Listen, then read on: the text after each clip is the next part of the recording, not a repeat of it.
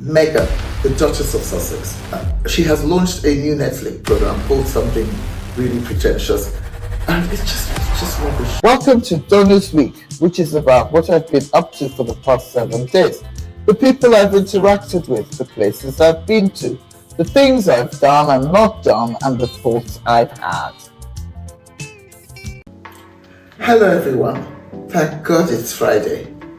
Thank you for tuning into my new Friday show, which is in response to the many people who have told me since I started Donny's World a year ago that they wanted to know more about my day-to-day life. So here we go. The maiden edition of Donny's Week on the first anniversary of Donny's World. I must confess that last weekend was extremely uneventful in a very negative way. You know, I've been depressed since Christmas, and the depression just sort of like kept accumulating until it became particularly pronounced last Saturday and Sunday. And I sort of slumped in bed, only got up to go to the bathroom and just sort of like ate mindlessly, thereby exacerbating my weight problem. And you know, just sitting around thinking about all my problems and the sad things in my life, like the fact that I had lost a beloved surrogate father, Chief Edwin Clark, the fact that my brother is in hospital in London. It was not a good time for me last weekend. But I woke up on Monday morning and bounced back. So I decided to restart my stalled weight loss journey, exercise regime, and beautification plans. First thing I did was hit the bathroom and jump on the scales to weigh myself.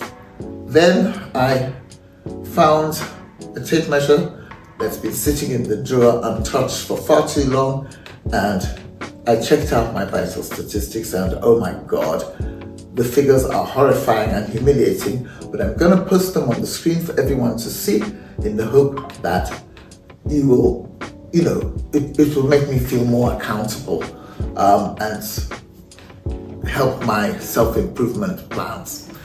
Then I had a session with my personal trainer, George, who was pleasantly surprised to see that after weeks of being too down to care about exercise, I was suddenly enthusiastic and ready to embrace all the mental and physical benefits you can get from cardio and resistance training and whatever. And as for my skin, well, I'm going to work on my skin. I've got all kinds of issues, dark patches caused by pressure applied when I lean on my elbow and use my fist to prop up my face, which is one of my favorite positions. And I've got sun damage and all kinds of things. My aim is to make my face as the same color as my arms, and my dermatologist says she will help me with that. So, Tuesday was all about work, massive backlogs, so boring. There are times when I wish I could retire because there are parts of my job I hate so much. But fortunately, it's not one job, it's many jobs because I'm a freelance journalist and communications consultant. So I work for lots of different people. And one project that I do like is a special report I'm putting together on the Niger Delta, which is the oil producing part of Nigeria where I'm from. And I'm trying to get an interview with the president of the Nigerian Senate, who Chief Godswill Akpabio, who is the most senior government official from our region, and I put in an interview request.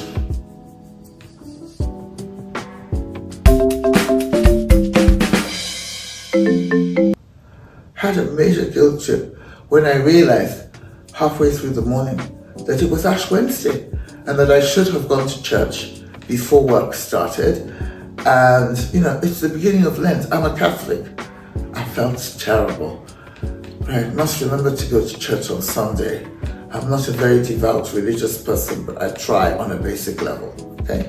So then I called Rue, my lovely, delightful fasting coach, who lives in Tennessee, USA. We talk on the phone from time to time, and she encourages me to lose weight through fasting. And we talked about weight loss injections, and we decided that it's not a bad idea to combine fasting with the weight loss injections. And she's very supportive. There's a book about self-sabotage, which I have read bits of, but I haven't, anyway, long story short, I started it last year and I've forgotten everything that was in it. So Ruth decided that we should both read the first chapter by Monday and then talk about it on Monday. So that's when we will reconvene. What else happened on Wednesday? Oh my goodness, yes. On Wednesday, I launched Nigeria Unfiltered, a new slot in which YouTube slot in which I take pot shots at Nigerian politicians and anybody else who's screwing up this country.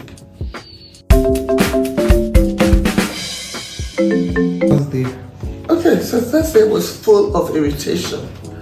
Really, really annoying day. One of the girls who works in my house, her name is Monica, you'll meet her one of these days, buttered the bread before she put it in the toaster and nearly destroyed the toaster as a result. And then my son, who lives in Los Angeles and has his own Uber account, decided to use my Uber account, and he does this from time to time. So, he hopes I won't notice, but occasionally I'll suddenly see $32 and it'll be that he's taken some Uber after a party or whatever in LA. And I often wonder, why didn't he hassle my asshole ex, his dad, the way he hassles me? I mean, I'd love to hear what viewers think. Are mothers a soft touch? Do you find that your children take advantage of you as a mom more than they take advantage of their father? Do they make more demands of you? My son certainly does. He wouldn't dare use his father's Uber account. What else? I mean, I've had so many grudges. I actually wrote some of them down. Oh yes, then I was really, really angry with the guy who fixes my air conditioner, because here we use air conditioners the way people in cold countries use heaters or central heating. And my air conditioner needed fixing. The guy comes along, tells me what's wrong with it, and tells me how much it will cost, both in terms of spare parts and labor. I decided to give him all the money up front.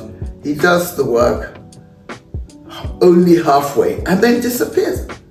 So I'm so angry because I've already paid him for his labor.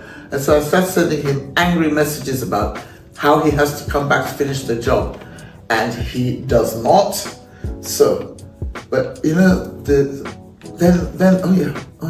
how could I forget? Meghan, the Duchess of Sussex, married to Prince Harry of Great Britain. She has launched a new Netflix program called something really pretentious, and it's just rubbish. It's rubbish. It's her floating around making, blackberry parfait and berries and just the kind of thing that. Do you know what? When Martha Stewart does it, I don't mind. When Meghan does it, it just gets on my nerves, and I can't forget that. When Harry's grandfather was dying in hospital, Meghan and Harry gave an interview to Oprah Winfrey and made the Queen's last few years really unpleasant, and have ignored her father, who has never met Harry or his grandchildren. So, I guess, to be fair, even if Meghan's new program was fantastic, I would hate it because she's in it and I don't like her. I don't approve of her.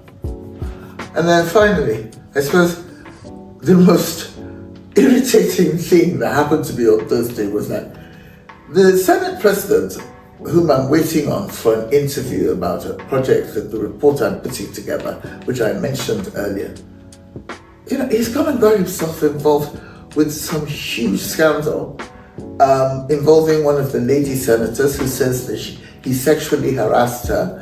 And then I was wondering whether it would blow over, what would happen. I mean, I wasn't there. I don't always automatically believe women when they accuse men of rape or sexual harassment. But I know most women are not lying when they level such accusations. But I was a little bit cautious. I thought I'll wait and see what happens with this one. And the next thing I know, she's being suspended for daring to challenge the big man.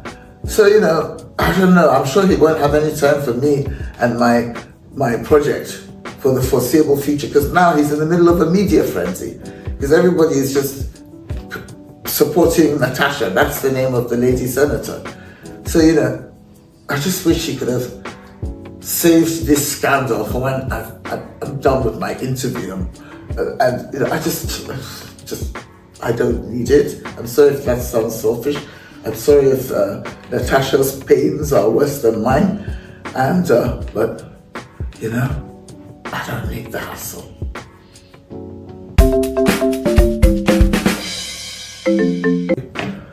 Okay, so that was my week. Not very exciting, but at least I've started that famous journey of 1,000 miles with one step. And Rue, my fasting coach, and I have come up with a strategy for next week. And I've started taking exercise seriously again. And Chika, the air conditioner man, did finally show up, and we've had a little peace pact. And thank you for listening.